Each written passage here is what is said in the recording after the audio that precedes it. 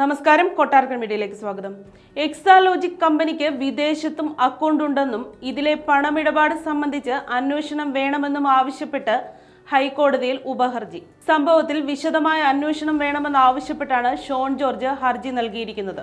എക്സാലോജിക്കിന് എസൻസി Lavalin, price waters Coopers കമ്പനികൾ പണം നൽകിയെന്ന് ഷോൺ ജോർജ് ഹൈക്കോടതിയിൽ ആക്ഷേപമുന്നയിച്ചു. രേഖകൾ കേന്ദ്ര ഏജൻസികൾക്ക് കൈമാറിയെന്നും തെളിവുകൾ ഇന്ന് പുറത്തുവിടുമെന്നും ഷോൺ ജോർജ് അറിയിച്ചു. ഇതിനിടെ കരിമണൽ കമ്പനിയായ CMRL-ഉം വീണ വിജയന്റെ എക്സാലോജിക്കും ഉൾപ്പെട്ട പണമിടപാടുകൾ സീരിയസ് ഫ്രോഡ് ഇൻവെസ്റ്റിഗേഷൻ ഓഫീസ് അന്വേഷിക്കണമെന്ന് ആവശ്യപ്പെട്ട് ഷോൺ ജോർജ് പരാതി നൽകിയിരുന്നു. നേരത്തെ തന്നെ ഇന്ത്യൻ സെറ്റിൽമെന്റ് ബോർഡിന്റെ ഉത്തരവിൽ വ്യക്തമാക്കിയിരുന്നത് ചൂണ്ടിക്കാണിച്ചായിരുന്നു ഷോൺ ജോർജ് പരാതി നൽകിയിരുന്നത്. വിഷയത്തിൽ SFIO അന്വേഷണം ആവശ്യപ്പെട്ട് ഷോൺ ജോർജ് ഹൈക്കോടതിയിലും ഹർജി നൽകിയിരുന്നു.